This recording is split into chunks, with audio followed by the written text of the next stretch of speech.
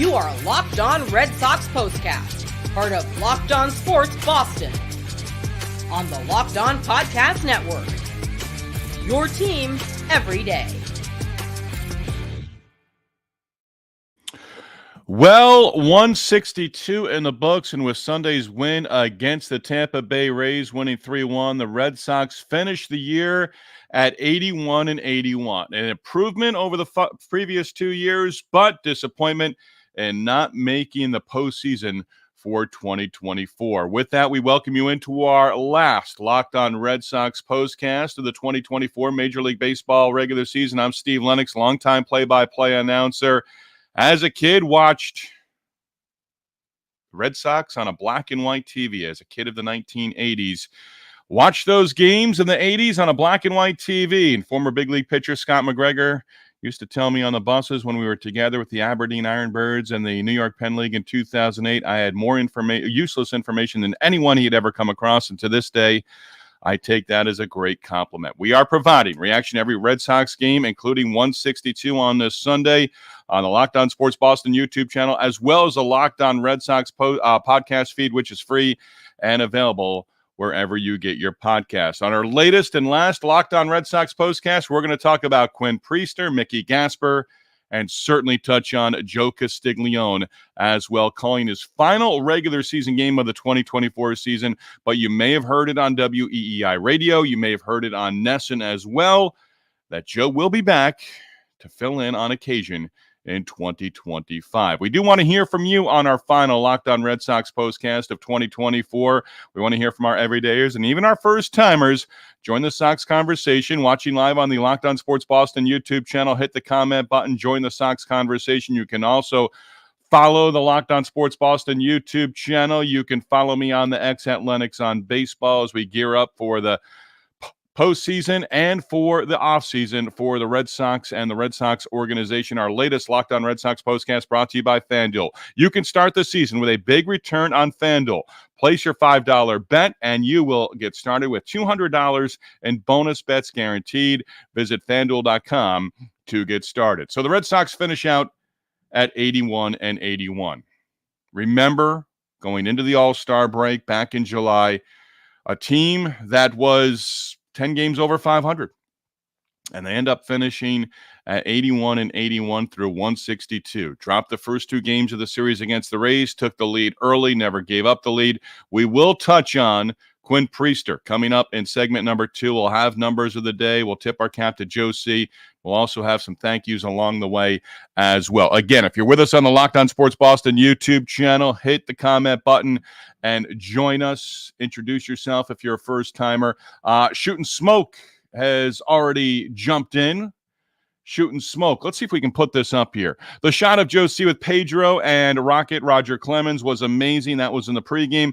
I will never forget the first Castigs call I heard was the Robert Steele of second in Game 4.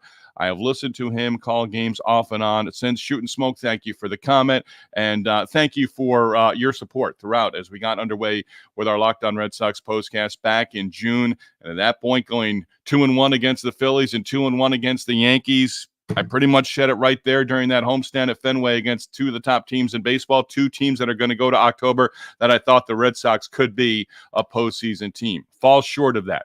But Shooting Smoke, we do appreciate your support throughout. Hey, 81-81 after losing seasons each of the last 2. You've established some things here in 2024. Cedar Rafaela, Jarren Duran, Wilyer Abreu.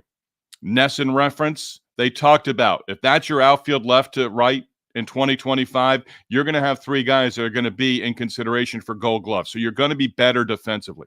Rafaela, preseason, Gold Glove in center field. That's not an award or anything. That's not something that they provide with a distinction.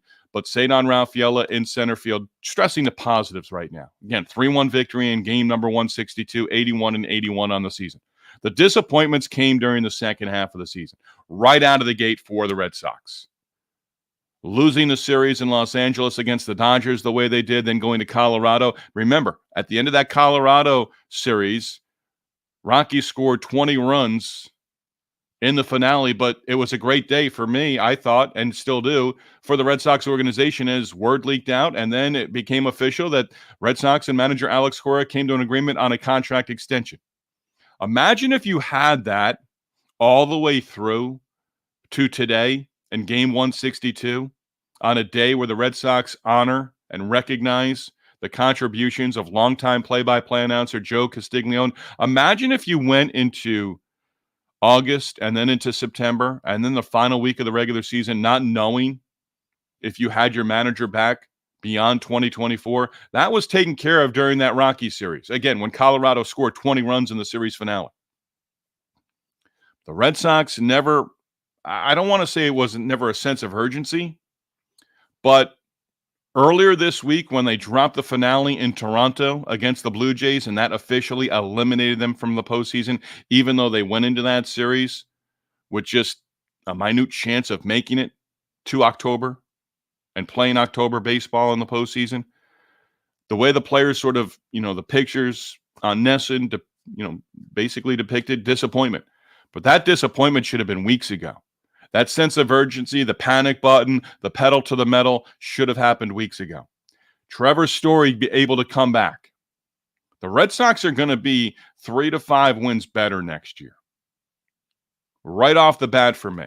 81 wins. I thought 84 wins this year. They fall short of that. Didn't place a bet on that or anything like that. But I thought 84 wins. I also thought between 84 and 86 wins, as the season was there before the All-Star break, you're thinking 90 is going to have to be where you're going to be at for the for an AL playoff spot. And it didn't even get there. And Alex Cora said it, hey, we blew it. The Royals don't know what they were leading last time I looked. The Royals, if they win their finale, 86 wins. Tigers, 86 wins, don't know what they did today. Cleveland, top wild card team, 92 wins. You want to contend in 2024? You're not contending for a wild card spot in 2024. You want to win the division. Alex Cora said it at one point. Be greedy. Don't be thinking about just a wild card spot. Think about the division title. That's the way it has to be going forward for the Red Sox. You want to compete with the Yankees and the Orioles for that top spot in the American League East in 2025. And next year, the Rays are going to be better. You expect the Red Sox to be better. But at 81 and 81 for the Red Sox, not that you answered a lot of questions, but you solidified certain things for 2025. Trevor Story has to stay healthy. Vaughn Grissom is not guaranteed to win the second base job at the start of spring training, I don't think, and they even alluded to it, Lou Merloni and Kevin Youkilis on the NESN broadcast Sunday. But he certainly should be going into spring training 2025 saying, that's my position. I'm going to go win it. I'm going to make it a no-brainer. I'm the starting second baseman for the Red Sox in 2025. He should have competition. Absolutely. Nick Sogard should be a guy who says, hey, you know what? I'm going to battle. I'm going to force Vaughn Grissom to win that spot. But Nick Sogard, he should go into the offseason. He should come to Florida next February and say, I'm going to make this team. I'm going to be a switch-hitting utility guy. I can play second, short, third. I can move around the diamond. Sogard should absolutely think that. David Hamilton should think the same thing. I'm a left-handed bat off the bench. I'm going to move. I'm going to play up the middle at second and short. But the outfield should be solidified. Then you've got the top four. You've got the minor league prospects coming. And I don't know that all four make it to the big leagues next year. It seems like they're all going to be knocking on the door. That's competition. That's what you want. Right-handed bat, Tyler O'Neill exits in free agency. In all likelihood, you go from there. You add the right-handed pop. Anthony Santander is a name that I'd love to float out there from here until he signs during the offseason. I don't know if he's a guy who goes into February and still isn't signed or goes after the new year and the calendar turns to 2025. But Santander is a guy, where is he on Craig Breslow's list? Go get the bat in free agency. And then the pitching, you got Giolito, you've got Whitlock within the organization. We've touched on Nick Pivetta. Can he come back on some sort of deal? Hey, Pavetta's 31. He's got one more big contract. So he's going to go out there. He's going to try to get starters money.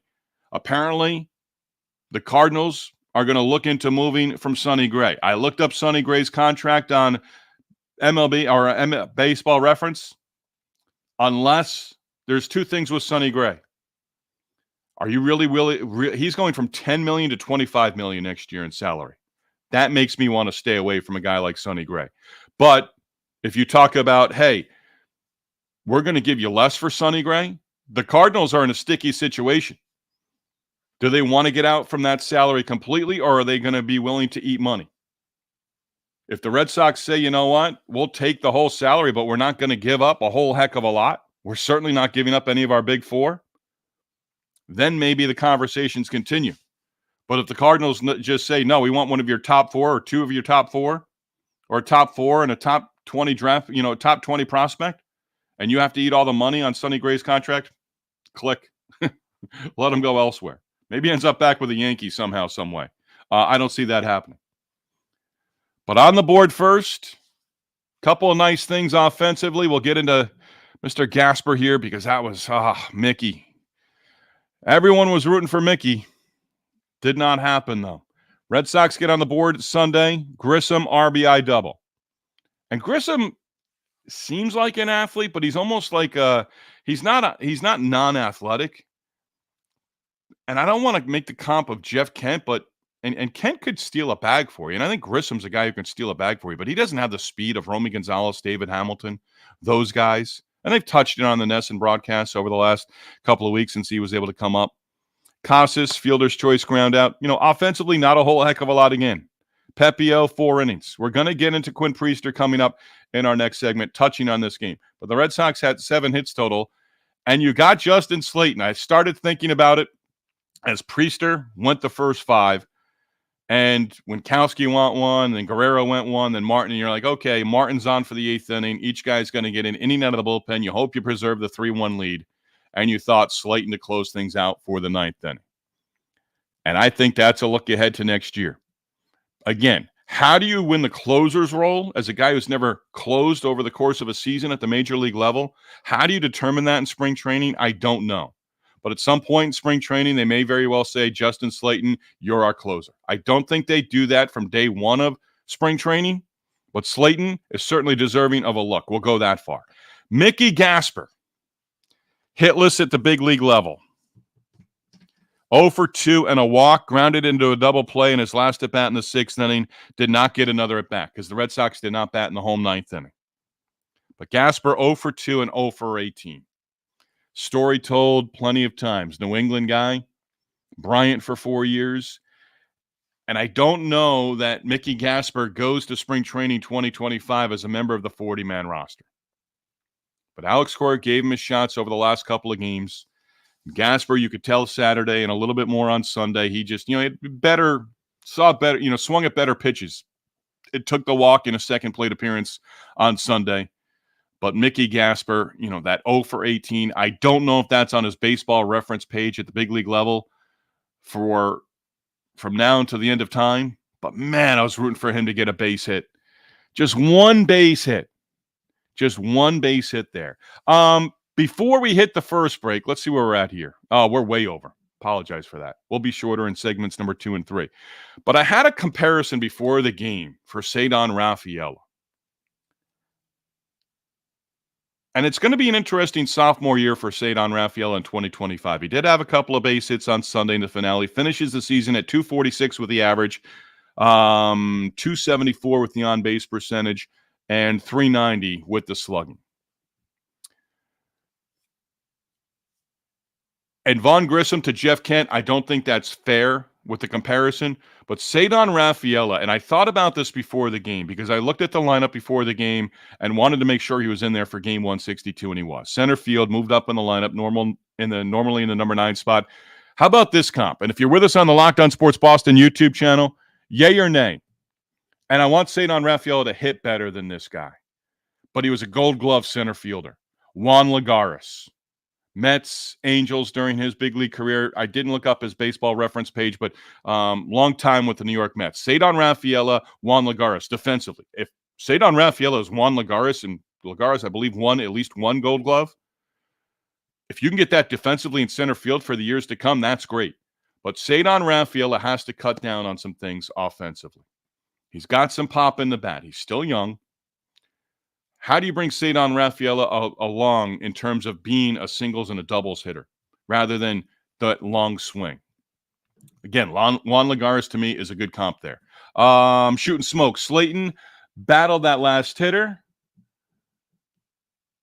That did not want to go away. Yeah, Palacios for the final out. Yeah. Slayton, again, deserving of an opportunity. Shooting smoke, appreciate it. Deserving of an opportunity to get a chance, to be in consideration to close out games in 2025.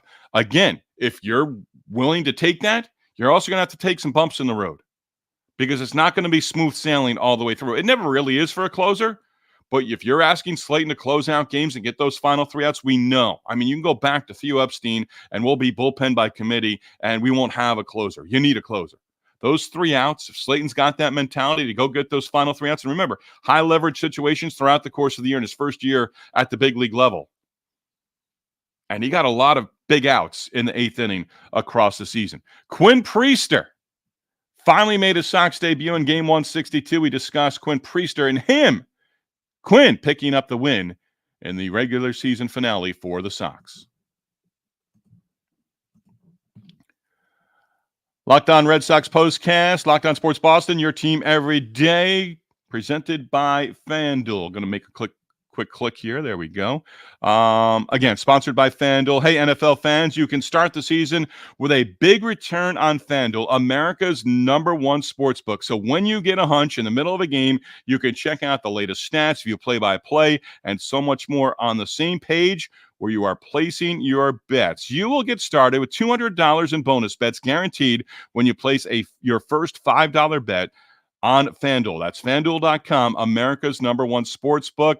Masa Yoshida, going to touch on him in just a moment, was plus 1,300 to get 3 hits. He was not in the lineup. Jarren Duran was plus 800 to get 3 hits in the game. Did not happen. Triston Casas and Trevor Story were both plus 600 to hit a home run. Those are FanDuel odds going into game 162. Story did not play.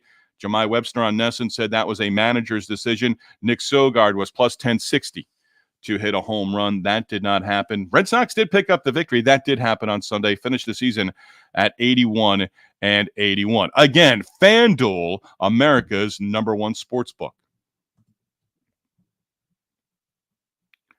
So apparently Masa Yoshida is going to have surgery on his right shoulder. There weren't too many details. He was not in the starting lineup for the finale. I go back and forth on Masa Yoshida. He's got to give you some flexibility in terms of being able to play an outfield position, corner and left or corner and right. Now, when you have Duran, Rafaela, and Wilyer Abreu, if you're going with those 3 left to right next year, you're solid in the outfield. You really are. But Yoshida cannot just simply be a left-handed DH without average to above average speed. And Lou Merloni said it 100 times if he said it once during the course of the season. He's got great running form, but he's not the fastest guy in the world. So the fact that he has the hit tool, but not much else, I don't know if you can move on from Masa Yoshida in the offseason. $18 million due over the next couple of years. But I'd like to see a better option there. Also, on social media over the last 24 hours, reading that the Red Sox are likely to pick up Rob Refsnyder's option for 2025 as well. I'd be fine with that. But those guys, Refsnyder, even Connor Wong, those guys, I think, after the All-Star break, got exposed just a little bit. And speaking of Connor Wong, I don't know that Jansen comes back. At some point, you would have to think Kyle Teal's in the big leagues next year. I've touched on that before. But Connor Wong, I don't know how you split the catching duties up. He may have worn down. He may have been overexposed. Teams were able to take advantage of finding his weaknesses at the plate and kind of gone from there. But he did have some big hits during the course of the season. But like Duran, not playing 162, I think you have to give breaks every once in a while to Connor Wong behind the plate. Save that bat. And he may move. I don't know that you want to see as many guys moving around the diamond as you did this year with Alex Cora. Now, he had flexibility there, but I think it sort of hurt the team as well from time to time as well. Shooting Smoke is back with us. I think they'll really try to move on from Yoshida in the offseason. I do too, because remember, he's not a Craig Breslow sign in terms of that. So with that one, as I mentioned Sonny Gray earlier, hey, you're going to move Yoshida in a deal. Some team may want to make a move on him. Let him serve as a lefty DH. But you also might have to eat some of that money as well. And I'm talking $10 to $12 million with his salary over $18 million in 2025. Quinn Priester, a lot to like. And there's a comparison right now with Quinn Priester and Richard Fitz. And Lou Merloni and Kevin Youkilis talked about it. You don't hear the phrase anymore, uncomfortable at bat against a pitcher. These guys pretty much work around the strike zone.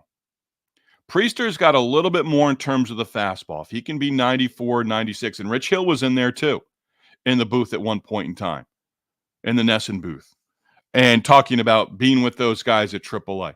Priester, his velocity has jumped a little bit since coming to the Red Sox. And Priester, I think it was in pregame, talked about how they've changed a couple of things. They've tinkered. They've looked at the video from his time with the Pittsburgh Pirates organization. Something about, I didn't catch it completely, and I wish I did. Something about, keeping the degree and maybe a little closer to the ear, the way he, and jumping up in velocity a little bit. What I learned, what I picked up from that was with the little tinkering that they've done with his arm release and with his arm and everything going back and then coming forward, was they think the way they have him now is it's also less likely to bring an injury here as well, which I think is certainly a positive. But Priester overall liked him. You don't know necessarily what he is going forward. He's depth in terms of your starting pitching. Traded for Nick York right around the deadline. Got absolutely beat up on in his first start at AAA Worcester, and then came back, made some adjustments, got familiar with the Red Sox organization, got familiar with his new surroundings, gotten familiar with the philosophy of the Red Sox when it comes to pitching. I would have liked to have seen him up a couple of weeks ago, but overall, Quinn Priester, you like the fact that there's depth. Priester, if you want to go in that, the ace, the opening day starter for AAA Worcester in 2025. That might be the best case scenario with Fitz behind him and then Criswell as well. Have those three guys available. Don't have an opener for a series finale. Hey, we're bringing you up for 2 starts. And instead of shutting down for an inning at 85 pitches for a Bayo, Crawford, or Houck next year, let them go that one more inning, because they experienced what they experienced in 2024, and then say, you know what? We're going to skip you a time in the rotation. That's how we're going to give you rest. That's how we keep your innings and pitches under control for the season. We're going to skip you the next time through, bring up one of those guys from AAA, and not have a bullpen day. Because the bullpen days, you know what happens with the bullpen days. You tax your bullpen either beforehand or after.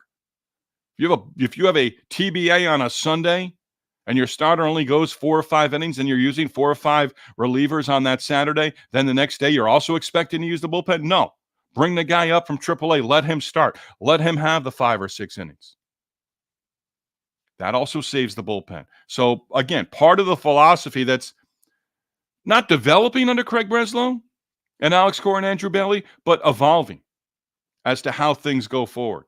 But Priester, again, 1 start at the big leagues. I would have liked to have seen him get 3 or 4 starts at the big league level here in the last couple of weeks. Did not happen. But he gets the start in 162, hit the leadoff batter to open up the game, came back, got 3 outs. Worked a 1-2-3 third inning, gave up a run in the 4th inning, but that was it. And by the way, how about the ugly play in the 4th inning of Sunday and game 162? Dylan Carlson, RBI single. Then they had him caught. Wong threw down to second. They had him. Carlson was basically giving himself up. The shortstop Sogard throws to first. Casas went this way. Grissom went this way. Casas, Triston Casas, the tight end, going out and across the middle. Grissom on the infield grass took off towards second, trying to get back in the rundown play if they had another toss or two. Sogard threw it to nobody at first base, basically the first base coach and the umpire. How about that in game 162 of the season? Not that to typify the entire season, but it was the 115th error of the season. Numbers of the day coming up in our last segment. But right then and there, it was like, what are we doing here? Who are we throwing this baseball to? One more from Shooting Smoke. Casas did an interview with Baseball Isn't Boring. Okay, thank you. With Rob Bradford. Appreciate that. Shooting Smoke. Appreciate the heads up. Rob is terrific. So Casas got one more interview. He's kind of a go-to for Baseball Isn't Boring. We'll check that out. Shooting Smoke, appreciate that. But again, that 115th error of the season. Rundown, runner, Carlson giving himself up. But Priester, even with Carlson making it to second base, came back and able to get Caballero on a ground out. And again, you don't take everything from Quinn Priester from one start against the Rays in game 162. But there are things to build on. He can go in to the offseason knowing the clubhouse at Fenway Park, knowing all the different things that are at the big league level for the Boston Red Sox organization, the clubbies, and all the different people with the team as well. So Quinn Priester, absolutely take it, run with it. At-bat of the day. At-bat of the day. I'll give it Grissom, RBI double to make it 1-0. There weren't too many others in the game. I really started the day off hoping Mickey Gasper was going to be in the lineup. He was, and I was hoping that he would collect his first big league hit. That did not happen. A tip of the cap to Joe C. Numbers of the day for 162 and more thank yous. We deliver that next.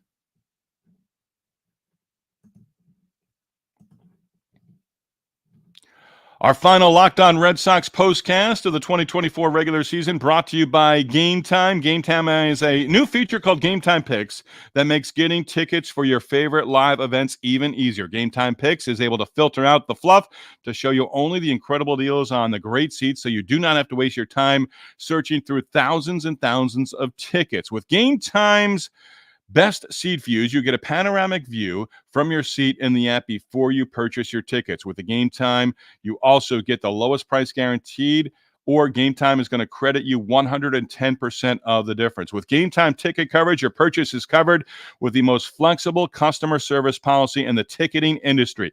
Take the guesswork out of buying tickets with Game Time. Download the Game Time app, create your account, use the code LOCKEDONMLB for $20 off your first purchase. Again, terms to apply. Create your account and redeem code LOCKEDONMLB for $20 off your first purchase with Game Time. Download the Game Time app today. What time is it? It is game time. Well, we are wrapping up here with Game 162 of the Major League Baseball regular season on the Locked On Red Sox postcast. Red Sox finish out the season going 81-81 after they were 10 games over 500 at the All-Star break. So with the win on Sunday in Game 162, the Red Sox do avoid finishing under 500, which is a positive. Something that we've talked about for the Red Sox going forward. 2025, you have to have a winning record at home. At no point this year were the Red Sox even at 500 at Fenway Park.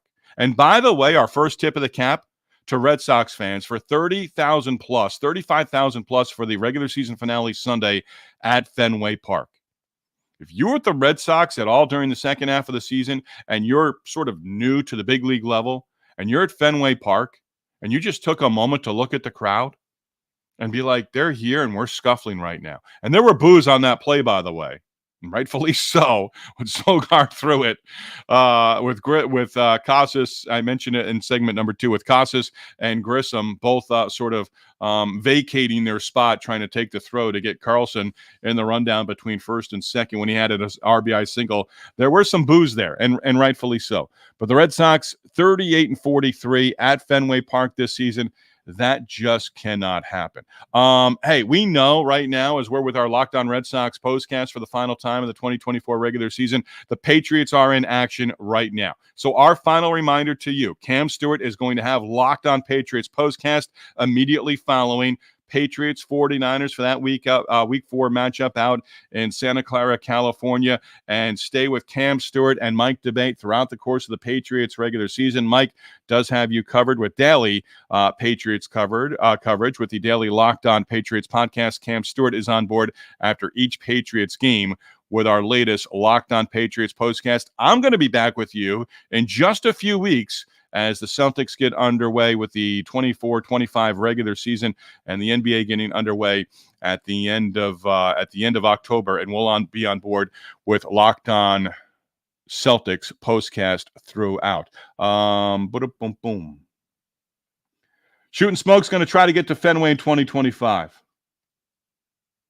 He's only seen them once in Atlanta. Yeah, come on. Northeast. Let's go. Booking.com will take care of you.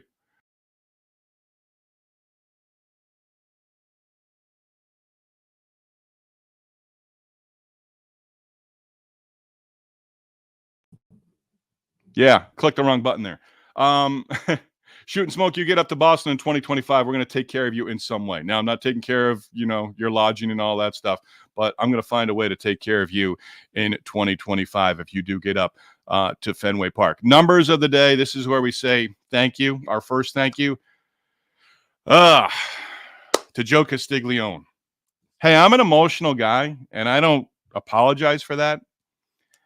Joe C. Castigs on as they went with the WEI broadcast at the end for the top of the ninth inning. He was on there. Sean McDonough, Will Fleming in the booth with him as well on the radio side, and EEI picked it up and was sort of scrambling to get the final logistics here to get underway with our latest and last Locked On Red Sox postcast. But Joe Castiglione was quoting the late Bart Giamatti, who he said was a friend. Joe Castiglione from Hamden, Connecticut. Bart Giamatti, late baseball commissioner. I've never read any of his books, but basically, I don't know if it was a poem or from one of Bart Giamatti's books, but Joe was reading it at the end, and I basically didn't want to come to tears as Joe was reading that and concluding. Ambassador to the Red Sox going forward. That is awesome for Joe Castiglione. Going to be in the booth on occasion in 2025 as well. That's great for Joe Castiglione. That is awesome for us as fans of baseball on the radio. But the numbers of the day for Game 162, Joe Castiglione began with the Red Sox in 1983. 42 years in the booth with the Boston Red Sox organization and calling over 6,500 games. So Joe Castiglione, enjoy your much-deserved retirement, even though you're going to be around the Red Sox, and we are the better for that. Enjoy the time with your wife, your children, your grandchildren, and do those things. And Dave O'Brien's alluded to it before. I've got the book right up there. This book needs to be updated because Joe Castiglione loves to be on the road and loves to do things on the road. He's not just at his hotel when he's on the road. Not a lot of announcers do that. They stick around. He's prepped as well as anybody. But when he was in a different town, a different city, he would go out there. And that's a lot about what this book that he wrote years ago now is all about, of the things that he enjoyed doing on the road. Everything that Joe Castiglione has on his to-do list, I hope he's able to do it and enjoy retirement. I have no doubt that he will from this day going forward. Those are our numbers of the day. Thank you to the folks at Locked On as we do wrap up here. Sam Ekstrom, Tom Lee, David Locke, Kylie, thank you for allowing me to do this. This was a lot of fun. My final thank you is to you. Shooting Smoke, Andrew the Goat, DJ. Thank you for joining us. And we did build this along the way. We didn't build this. I didn't build this alone. I did it. We did it with the help of Locked On. That's who we're doing this for. We're doing it for you. As we built this, and we'll build it for you in the future. Locked On Sports. It's a tremendous way. It's got a great reputation. I'm very proud to be a part of it. Locked On Sports Boston YouTube channel, Boston College, Patriots, Celtics soon, and the Red Sox. But thank you to everyone who's been a part of it since we got underway back in June. Sox win Game 162, finish at 81-81. As we wrap up, I don't say this tongue-in-cheek, but let's look ahead to what the Red Sox have. What's on tap, just in case you didn't know? What's on tap? Well, the Red Sox want you to know, free plug for the Red Sox, 2025 season tickets are now on sale. I say that tongue-in-cheek, but they are on sale. Hot stove season, off season, here for the Red Sox. Pitchers and catchers are going to be reporting to spring training in Florida before you know it.